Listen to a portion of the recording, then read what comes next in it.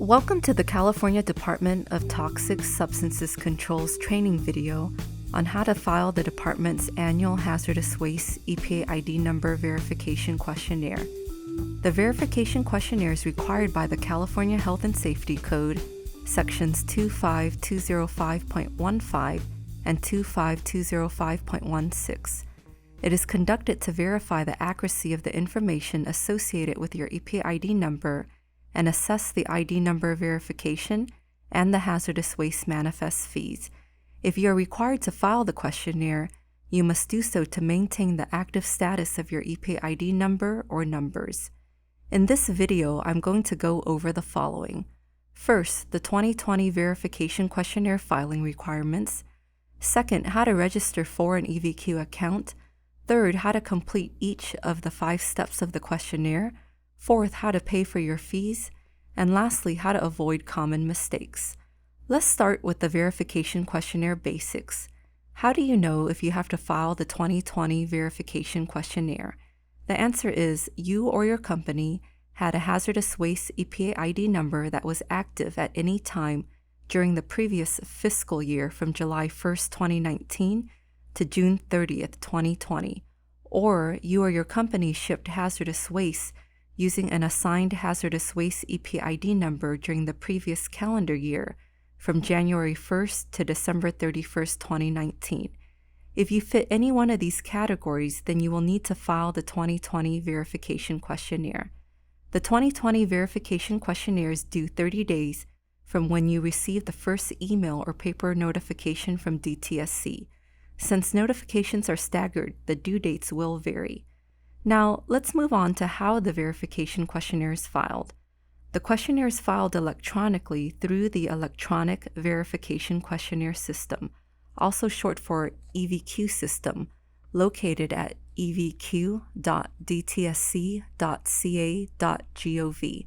The EVQ system provides a fast and convenient way for you to file the questionnaire. Next, we will briefly go over how to register for an EVQ account. If this is your first time filing the verification questionnaire, you'll need to register an EVQ account. To do so, let's go to the EVQ homepage. Click on the blue icon which reads Register. On this screen, you will complete a registration account profile.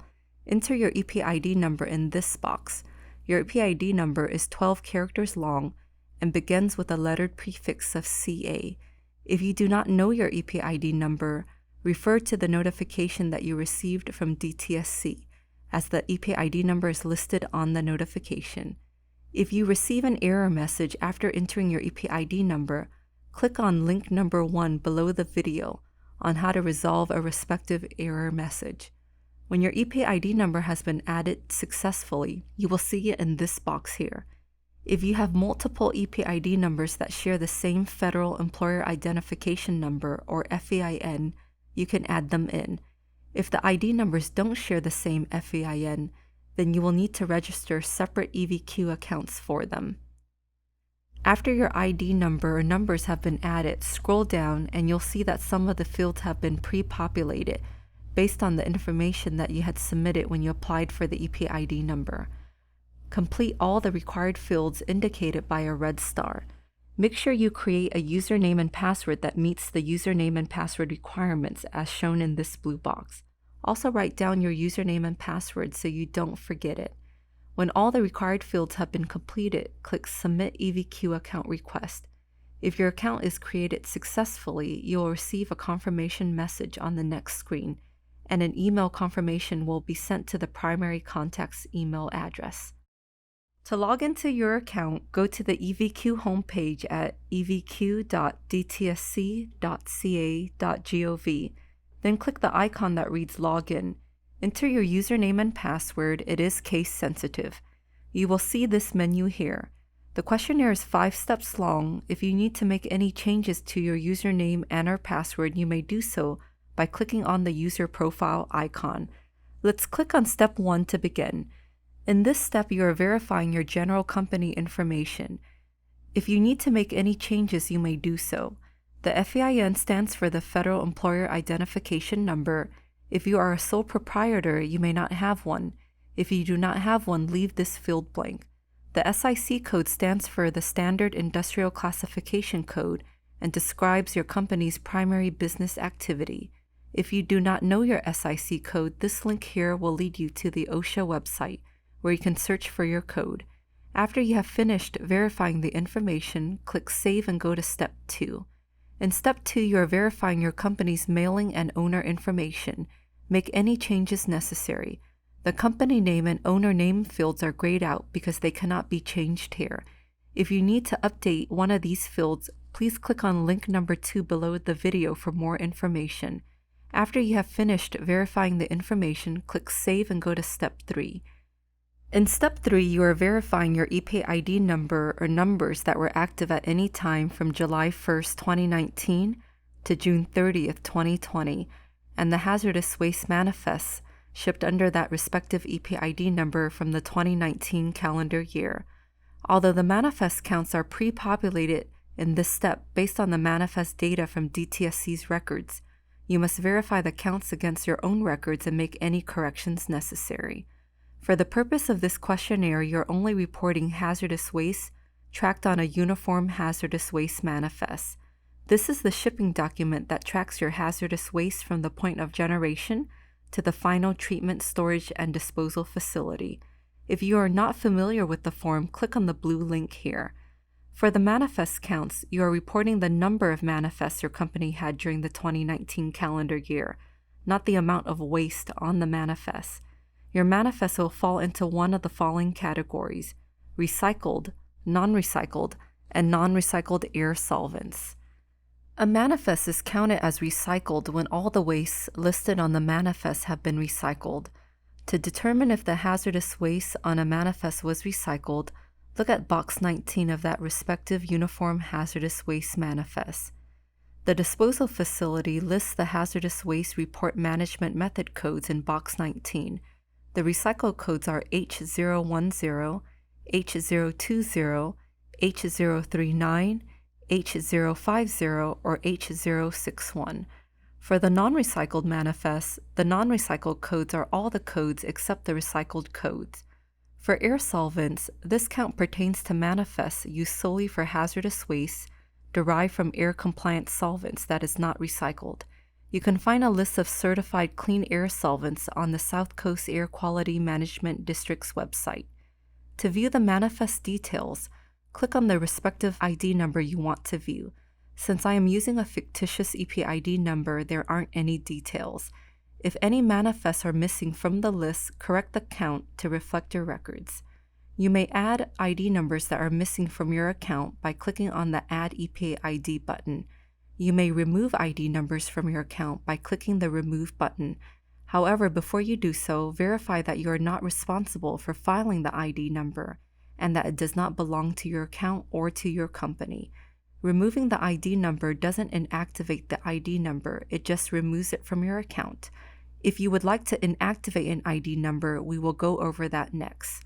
If your ID number is currently active, this will read Inactivate. To inactivate an ID number, click the Inactivate checkbox, then click the Save Changes button.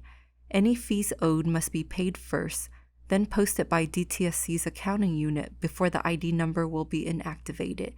DTSC's accounting unit may take from 2 to 6 weeks to post a fee payment. The inactivate date is backdated to June 30th, 2020, not the date that you elected to inactivate the ID number. If your company plans to continue operating or shipping hazardous waste using your assigned ID number after June 30th, 2020, do not select the Inactivate checkbox at this time. Inactivate your ID number when your company ceases operating by submitting one of the appropriate forms. Please see link number 3 below this video for more information. If your ID number is currently inactive, this checkbox will read Reactivate. To reactivate an ID number, click the Reactivate checkbox, then click the Save Changes button. Any fees owed must be paid first, then posted by DTSC's accounting unit before the ID number will be reactivated. Let's go over the Save Changes button.